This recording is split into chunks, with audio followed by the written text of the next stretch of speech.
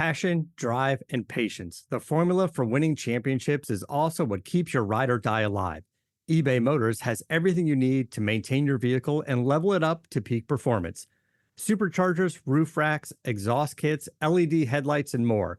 Whether you're into speed, power, or style, eBay Motors has you covered. With over 122 million parts for your number one ride or die, you'll always find exactly what you're looking for. And with eBay Guaranteed Fit, your part is guaranteed to fit your ride every time or your money back. Because with eBay Motors, you're burning rubber, not cash. With all the parts you need at the prices you want, it's easy to make your car the MVP and bring home huge wins. Keep your ride or die alive at ebaymotors.com. Eligible items only. Exclusions apply. See ebaymotors.com. Every team, every topic, everywhere. This is Believe.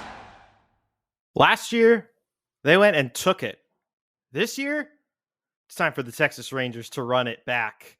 Welcome into Believe in Rangers, everybody. I'm your host, Mitch Vareldis. This, the first edition of the 2024 season for Texas Rangers coverage on the Believe Podcast Network. And I'm excited to be here. I'm excited to watch this team. Of course, got to watch them play a lot of baseball games last year, making the run to the World Series, and then eventually winning it all in Arizona in 5 games. But now that that is nearly behind us, as opening day is almost here, I can feel the anticipation, I'm sure, from a lot of you and for myself. As a huge baseball fan, I live for this day. This is my Christmas in March, basically. This is my birthday in March. My birthday's in December, so I have to wait all year for any sort of presents or anything like that. But as far as what gets me excited year in and year out is when the players come in for spring training, the pitchers catchers report, and there's all this excitement around these young prospects and the renewed hope for your team and a chance to go out and maybe win the World Series this year. The nice thing about the Rangers is that they're just coming off the World Series win. And of course, while we're hopeful that the Rangers are going to go out and take it again, we do also have a little bit of a relief, per se, now that we got the first one out of the way, the first one in franchise history. At the same time, winning is good, and winning feels good.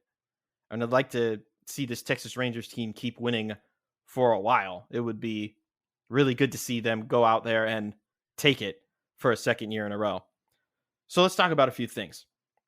Opening day is almost here. Recording this currently on Monday, the 25th of March. So opening day, just a few days away from that Thursday, the 28th, when they host the Chicago Cubs. The roster's almost there as far as who's left to say, unfortunately, goodbye to, who's left to assign to certain positions. Like, right? So, for example, the Rangers are, as I'm watching it in my room right now, they're in the top of the 9th inning of their exhibition game against the Boston Red Sox. And the lineup that they threw out there today, as I'm pulling it up right now, very, very, very close to what we could see on opening day, depending on how Bruce Bochy wants to approach this lineup. In case you didn't see it, Marcus Semien lead off, Corey Seager hitting second, good to have him back, and he was playing shortstop. I think that's an important note too, given he's been battling an injury for most of spring. Evan Carter third, we saw that a lot in the postseason. He was in left field as well. Adolis Garcia in right. Josh Young at third, also huge, just coming back from an injury. He and Corey were able to get in one more game in Arizona before they departed for Texas, and he was at third base. Wyatt Langford, we're going to be talking about Wyatt a lot this year. Just general excitement about he who was drafted 4th overall literally last year and is now going to make the opening day roster. It's already so far a home run pick. I don't have an opinion on rushing it or not. We'll get more into Wyatt throughout the show. Jonah Heim, the backstop behind the plate. Jared Walsh at first base, of course, with Nathaniel Lowe dealing with his injury. He's been out for a little bit now. He may not even make the opening day roster due to injury. He might have to start on the injured list. We'll see about that. But Jared Walsh filled in rather nicely so far in the spring. And then Leody Taveras in center. And of course, you want him at the bottom of the order. He provides the switch hitting bat, center field. He's got the speed. He's got the defense. He's got everything that you need at the bottom of the order. He's like a perfect bottom of the order candidate. And that's not supposed to come as a diss, as like, yeah, we want you to hit ninth in this order. It's just the perfect spot for Leody, right? That lineup outside of Nathaniel Lowe seems pretty darn close to what they're going to see from the Rangers all season long, right? Like Semien, Seager, Carter, Garcia, Young, Langford, Heim, Walsh, and Taveras. That seems pretty locked to me, but of course, without Nathaniel Lowe, we have no real guarantee. As far as if you were to make like tiny tweaks here and there, I'm looking at it now. Maybe Josh Young doesn't hit fifth on some nights. He's really good protection for Adolis Garcia when he's healthy. We know that. And he kind of now has to step into that spot because Mitch Garver primarily was in that protect Adolis spot, of course, until Adolis got hurt and had to miss the last couple of games of the World Series. But it's kind of crazy that this team was able to just replace Mitch Garver with a guy that they drafted last year. And Wyatt Langford has had a ridiculous spring. Ridiculous enough that it almost covers up for the fact that the Rangers really didn't do a lot of spending this offseason. But we'll get into that in a second. As far as the pitching goes, there was a plan for the Rangers going into this one. They started with Jacob Latz, and then they kind of went down the list. They pre-listed who the pitchers were going to be for this one, so there wasn't a starter in this one. It was more of a bullpen game. Like this was clearly just to test out some arms, see how they do, because there's still some final decisions to be made at the back end of that bullpen. So Jacob Latz got the start, and then he turned it to Blake Taylor, Austin Pruitt, Josh Spores, who's probably got nothing to worry about if we're being honest, Brock Burke, Grant Anderson, a couple of guys that could be fighting for a final spot in the bullpen, Shane Green, David Robertson, and Kirby Yates. And there you have three veterans who very likely, I mean, Kirby Yates, David Robertson, yes, easily. Shane Green could go either way. I'm curious how they approach the structure of this bullpen. Like, do they care how many pitchers are left-handed versus right-handed? Do they care how much experience one guy has versus another? Like, how much weight was put into the performance that they had during the spring in terms of building this full bullpen, excuse me. And then on top of that, I was reading a piece from Jeff Wilson, who does Rangers Daily. I don't think they really know who their closer is yet. And if I had to guess, I'm not sure that they need to go aggressively look for one. I think they have a couple of good options. I think it's more dependent on what are they going to end up doing. Is it going to be a night-to-night thing? Is it going to be, we are guaranteed going to go with Jose Leclerc, for example. Let's say they decide to go with Leclerc and he pitches great, and then maybe he hits a snag in June. Not that we're wishing for that. Josh Spores got the last outs of the World Series, pitched 2 innings. Granted, it was setting up for Leclerc, I'm sure. And in the end, when the Rangers scored all the runs that they did in the top of the 9th inning, it became less of a need and more of a, all right, Josh, you're just going to go out there. You're going to finish things off. But he's pitching in high leverage situations. So you could almost argue that maybe he's who could be a front runner consideration wise. Like Jose has been with this team for his entire career. He's been really good in the leverage spot, in the high leverage spots, and he's also had some rough moments in the high leverage spots. Lest we forget game, 5 against the Astros, and they had a chance to lock things up and give themselves a 3-2 advantage going back to Houston. And this isn't all Jose's fault, but he was on the mountain. This is what happens. You cannot get blamed for all this. He goes out there and he gives up the home run to Altuve that eventually leads to the Astros win. And then the Rangers, and the rest is history. They won the World Series. Boo-hoo. I'm crying about nothing, I'm sure. But it is still an example of, Can you pitch in the biggest moments on the biggest stage? Leclerc can. Can he do it this year? And I think he's the best candidate to start with this. And then Bruce or Boch, he can just decide whatever he wants to do from there. And we'll just have to wait and see. That's my thoughts as far as the closer spot is concerned. We did get a couple of transactions per the waiver wire. Justin Foscue and Mark Church are, it seems like, headed to AAA. Foscue, he's not like to the level of Langford in terms of prospect status, but he is still one of the top prospects of this organization. I don't know if he would have had a ton of playing time up at the major league level. With you have Semien at second, you have a healthy, or we hope healthy, Josh Young at third, Corey Seager at short. And if you have Langford in the lineup every day, he's probably going to be DH, maybe spell a couple days in left field. There's not a lot of room for Foscue in order to get those big or those high amount of at-bats and games. So as a result, it's the devil's advocate thing. Do you want him on the big league roster for the sake of saying, yes, he's on the big league roster? Or do you want him to be at a level that is he's very well proven in AAA, but he gets to play every day and he gets the experience of playing every day? And that's the tough thing about approaching this, is that if you have a good prospect and you want him on the team and he's had a pretty good spring, the least you could do is reward them by giving them a spot on the major league roster. It just doesn't always work that way. And I think the key thing is you want to keep Foscue consistent, and the easiest way to do that is to give him some time at AAA.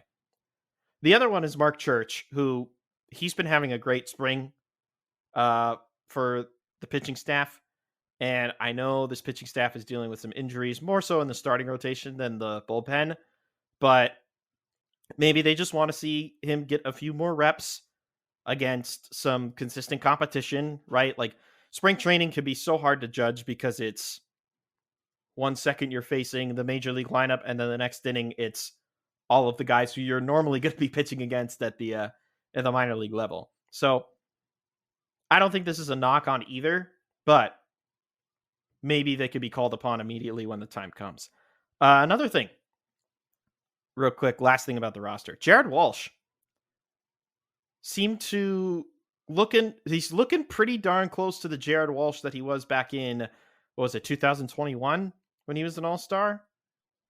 Not fully to the All-Star level, but very encouraging recovery, given that he had a bit of a down year in 2022, nothing close to All-Star level, and then was battling injuries all last year when he was with the Angels and almost essentially found his way off the team because of it. And they have high hopes for their last year draft pick in Nolan Schanuel, who's probably going to play first base for them. Jared Walsh, you're not sacrificing a lot to have him on the team. He's got years of big league experience. You clearly have a need at first base right now with no Nathaniel Lowe for the time being. I think Jared Walsh can be that perfect fit for the time being. And there's low stress on him because when he was with the Angels, he was hitting all over the top of the order, right? Or in the upper part of the order, in prime positions in the order. I just read you the lineup from tonight against the Red Sox. He was hitting eighth. He was hitting eighth in an order that has so much protection already ahead of him. There's far less for Jared Walsh to worry about in this lineup. And it almost makes it perfect for him to be considered as like a bounce back candidate almost. Maybe not comeback player of the year. He would have to get more consistent playing time for that to be considered. But enough playing time that people will start to take notice again. And maybe it can result in him getting a starting job somewhere else next year. You want him this year. You want to get the bounce back Jared Walsh this year. And then if he decides to leave in free agency next year, then so be it. But then you could say you were the team that found what Jared Walsh had been missing the last couple of years. And we got it back, baby. All right, so that'll come. Passion, drive, and patience. The formula for winning championships is also what keeps your ride or die alive. eBay Motors has everything you need to maintain your vehicle and level it up to peak performance. Superchargers, roof racks, exhaust kits, LED headlights, and more. Whether you're into speed, power, or style, eBay Motors has you covered. With over 122 million parts for your number one ride or die, you'll always find exactly what you're looking for. And with eBay Guaranteed Fit, your part is guaranteed to fit your ride every time or your money back. Because with eBay Motors, you're burning rubber, not cash. With all the parts you need at the prices you want, it's easy to make your car the MVP and bring home huge wins. Keep your ride or die alive at ebaymotors.com. Eligible items only. Exclusions apply. See ebaymotors.com. Cover everything that we've got from the exhibition game from this evening, this Monday evening, excuse me. Let's talk about the offseason really, really quickly. Just like the best thing from the offseason and the worst thing from the offseason. In my opinion, because the offseason didn't have a ton of major transactions. They signed Michael Lorenzen last week, was it? To a 1-year deal. Will he fill in the rotation or will he fill in the bullpen? We're not totally sure. He's not 100% ready yet. Bruce Bochy will let us know when he is. Adrian Beltre making the Hall of Fame on first ballot. I thought that was a pretty big deal this offseason.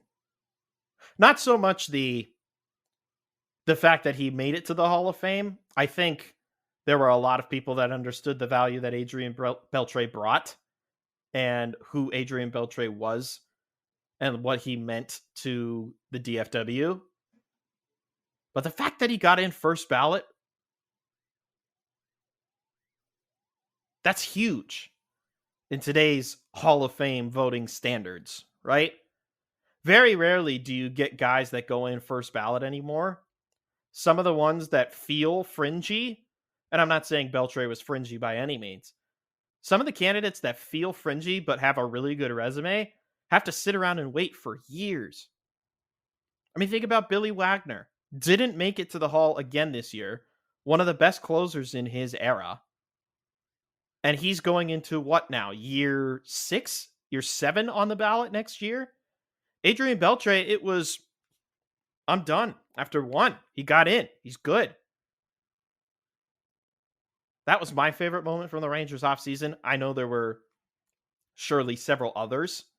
But yeah, I think seeing Beltre get in, 1, because he was 100% deserving, and 2, because that's just another Ranger to add to the Hall of Fame. And a guy who really meant a lot to the DFW. Like, he kind of had the same impact, because he didn't start with Texas, obviously. He kind of had the same impact that Miguel Cabrera did when he went to the Tigers. And then Miggy just hung around with the Tigers, even when he his production started to decline, etc. But Beltre still put up several good years after those 2 World Series runs and a couple of playoff appearances. He was still playing well. It's just unfortunate that the team's performance around them kind of suffered. The bad of the offseason,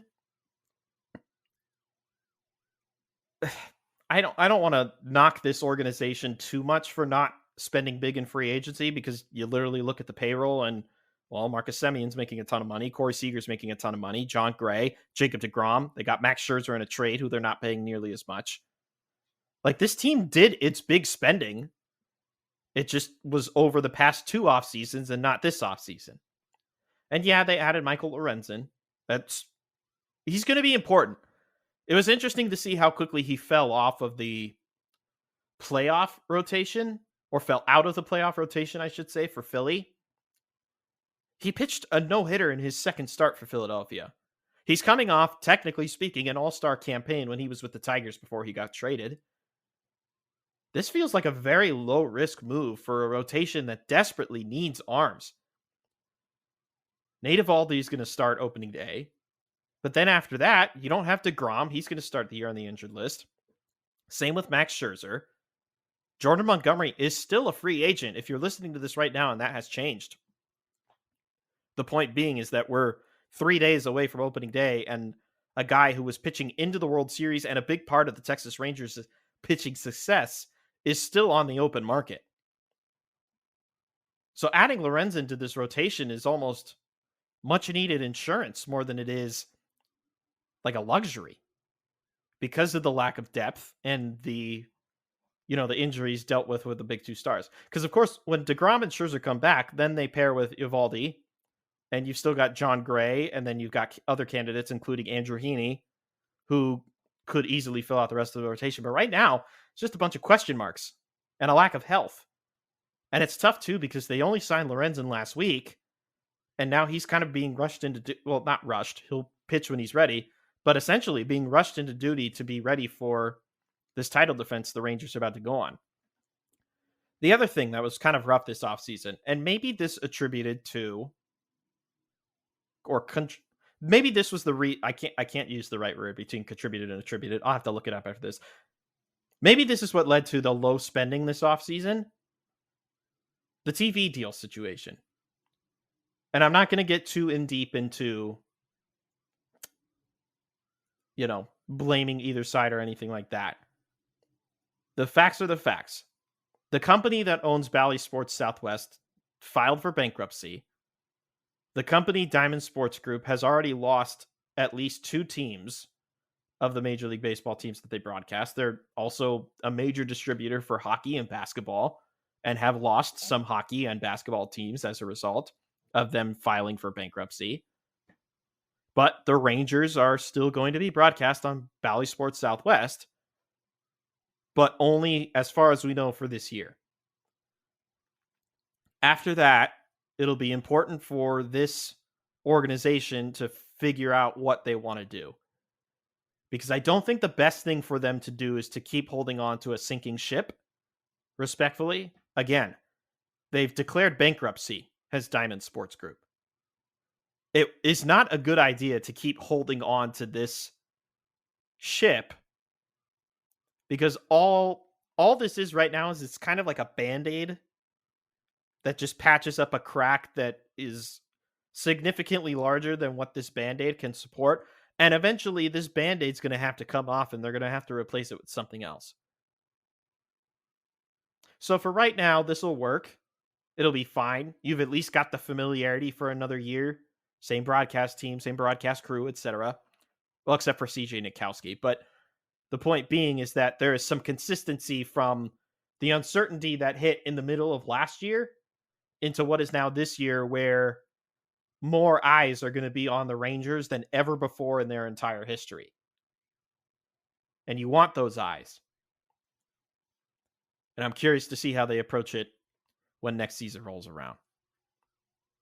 And now, a special segment that we're going to introduce after every single podcast to help buy into the Wyatt Langford hype. Let's call it Wyatt Watch. So this is Wyatt Watch, and basically what it is we look at how Wyatt Langford did for the day. We already know about the ridiculous spring he's been having. So today, it just went final, by the way. 9-2 Red Sox in Globe Life Field. Score doesn't matter. It's fine. Wyatt Langford today went 0 for 4, but he scored one of the team's 2 runs. And he still had some really good attempts at the plate. Like, he looked really, really good from the dish in terms of just his approach and his swing and his follow through. He's got that little bit of nasty when he's in the box. Just to recap how good of a spring he's been having. In 60 at-bats, hit .350, 6 home runs, and batted in 20 with an OPS of 1.086. Man, this kid is cool, right? I mean, this is awesome. The fact that they drafted him last year and now he's essentially Mitch Garver's replacement, and it'll cost the Rangers nothing to do so. I'm curious what this leads to, though. And I know we just talked about the TV deal kind of being in flux, limbo, however you want to phrase it. The Rangers need to start thinking about paying Wyatt Langford right now. And here's why. The Seattle Mariners a couple of years ago, after one amazing season with Julio Rodriguez, where he was Rookie of the Year, where he made the All-Star team, where he was in the home run derby. He did all the things that a popular first-year player would do, right? The Mariners locked him up for as long as they could, as long as they reasonably could. Last year, prior to the start of the 2023 season, Corbin Carroll with the Arizona Diamondbacks locked up at least the next 10 years, if I'm not mistaken, off the top of my head. This past offseason, or like only a couple of months ago, Kansas City Royals, Bobby Witt Jr. locked him up for almost the next decade plus. The big thing about these extensions to these young guys is, one, you're establishing your core and you're telling other players who you are as an organization when you're handing out these types of contracts to these young, very talented players this early in their career. That's number one. And if you want to look at it from a financial aspect, number two, you're not paying them the exorbitant amount of money that they would probably command once their arbitration years are bought up. So my advice to Texas is, if you love Wyatt Langford, make him yours.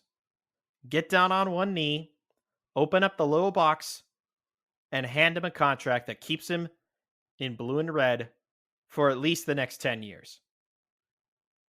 Here's the greatest advantage that the Rangers have over any of the other teams that I just mentioned.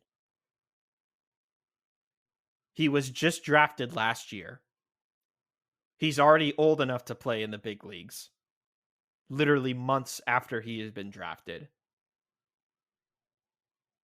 And you know that he's going to be a big part of this team's success for a long time. And he's now part of a younger group of guys, including Josh Young and Evan Carter, that can help keep this Rangers team successful and even push for more championships in the future. So that's my Wyatt soliloquy. Maybe some of y'all agree, maybe some of y'all disagree. You should let me know. You can talk about it in the comments of this video if you're watching on YouTube, or you can reach out to me at SwinginAMitch on Twitter or X, whatever it's called. And I think we're also going to work on putting together a Twitter page for the Believe in Texas Rangers podcast account, just so that we could filter purely Rangers content there. Because sometimes I like to talk about other things on my Twitter account, and I currently work in Arizona. That's like my regular job, so I can't only just talk about Texas Rangers stuff on my Twitter feed. But I'll definitely have a place that we could talk everything there is to know about the Texas Rangers. So really quickly, before we go, what can you expect about this podcast moving forward? Well, I've kind of set it up to be scheduled so that you at least get bite-sized Texas Rangers content twice a week. What does that mean? Podcasts in 30 minutes or less, 2 times a week. That's the bite-sized part. The 2 times being, let's just say for this week, for example, we got opening day on Thursday. So I think the plan will be to do a Thursday night react to opening day pod. What do we see? That one will probably be only 15 minutes or so. And then going forward, the schedule will be after every Sunday game and then after every Wednesday game. So then you can expect podcasts Mondays and Thursdays in the mornings following series during each week. And I think that's the best way to keep things consistent. So the next time you'll hear from me will be after opening day when the Texas Rangers take on the Chicago Cubs. But until next time, I'm Mitch Varel. This for Believe Podcast and Believe in Texas Rangers.